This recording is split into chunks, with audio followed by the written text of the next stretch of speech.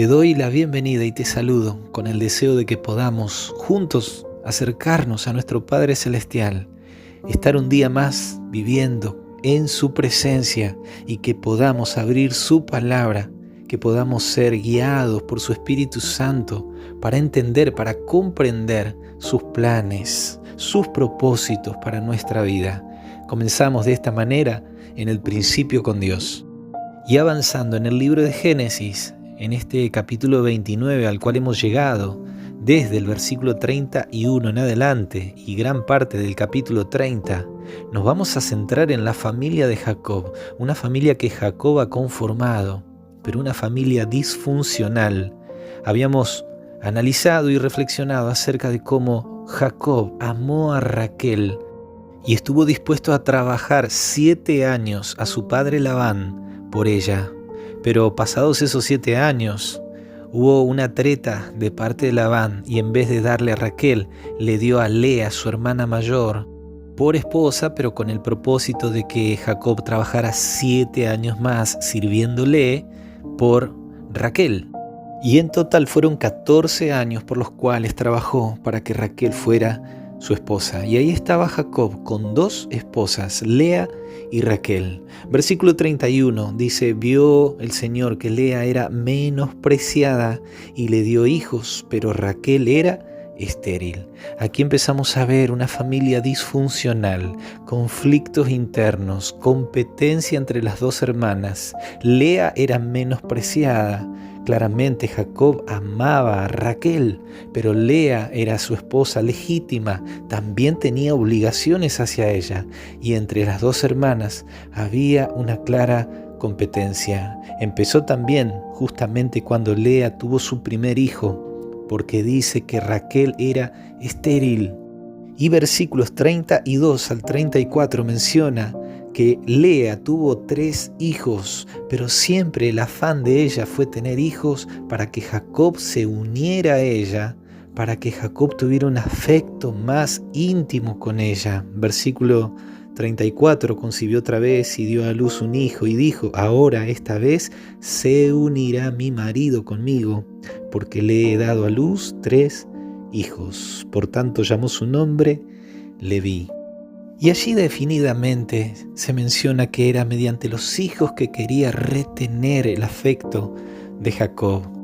Versículo 35, llegó a tener un 4.º hijo, pero comenzando el capítulo 30, verso 1, dice: viendo Raquel que no daba hijos a Jacob, tuvo envidia de su hermana, y decía Jacob: dame hijo, o si no, me muero. Entonces aquí vemos por un lado a Lea menospreciada, no recibía el amor de un esposo legítimo. Por otro lado, Raquel, siendo estéril, tenía envidia de su hermana que ya tenía 4 hijos. Y Jacob, en medio de esa situación, versículo 3, ella dijo: he aquí mi sierva Bilha, llégate a ella y dará a luz sobre mis rodillas, y yo también tendré hijos de ella. Ahora Raquel, ante la imposibilidad de tener un hijo, le ofrece a su sierva para que tenga hijos de ella. Y esto nos recuerda a otra decisión equivocada tiempo atrás, concerniente a Abraham, cuando Sara, su esposa, quien también era estéril, le ofrece a Agar, su sierva egipcia, para tener hijos por su medio. Decisiones equivocadas, apresuradas, a las cuales en este caso Jacob accede con un carácter débil a también allegarse a la sierva de Raquel para tener hijos y transformarse así la sierva en una de sus concubinas. Versículos 5 al 8 se menciona que la sierva de Raquel tuvo 2 hijos. Y en el verso 8 dijo Raquel: con luchas de Dios he contendido con mi hermana y he vencido, y llamó su nombre Neftalí, al segundo hijo de su sierva. El tener hijos se había vuelto en una contienda entre las 2 hermanas con el solo propósito de retener el amor de Jacob. Pero todavía había más capítulos en esta familia disfuncional. Versículos 9 al 13.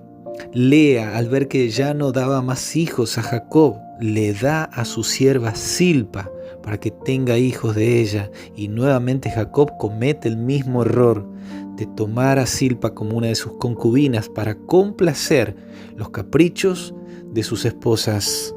Y Zilpa, la sierva de Lea, tiene 2 hijos con Jacob. Pero versículos 17 al 21, todavía Lea le daría más hijos a Jacob, 2 hijos varones más y una hija mujer.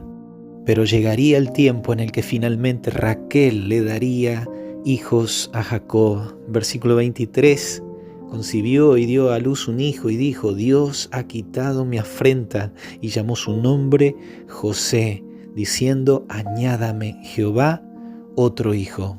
Y con el tiempo tiene un segundo hijo Raquel, llamado Benjamín. Y esos son los 12 hijos varones de Jacob, más una hija mujer, los 12 hijos que llegaron a ser las 12 tribus de Israel. Hay una historia familiar difícil, compleja, de conflictos, de contiendas entre hijos. Posteriormente lo vamos a analizar en los capítulos siguientes. Pero que también esos rasgos de carácter en estos hijos de Jacob se transmitirían generacionalmente y que llevaría también en ocasiones a contiendas dentro de las tribus de Israel, descendientes de estos hijos de Jacob.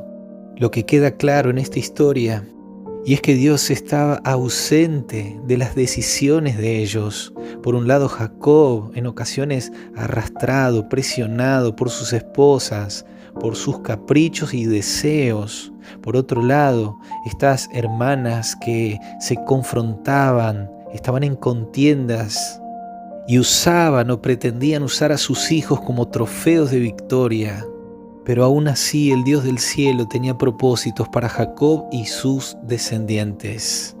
Siempre y cuando Jacob decidiera ponerse en las manos de Dios, siempre y cuando Jacob decidiera guiar a su casa, a sus hijos, con el temor de Dios, bajo los principios del reino de Dios. El Salmo 127, verso 1 dice: si el Señor no edifica la casa, de nada sirve que los edificadores se esfuercen.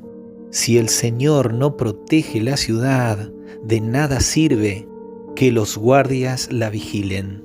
Esto da a entender de que si no es el Señor el que edifica tu hogar, si no es el Señor el que está guiando a una nación, de nada sirven los esfuerzos humanos. Las decisiones humanas serán limitadas y contaminadas por los deseos humanos. Pero si tú pones al Señor como el guía de tu hogar, de tu familia, de tu vida, entonces el éxito, las victorias serán seguras.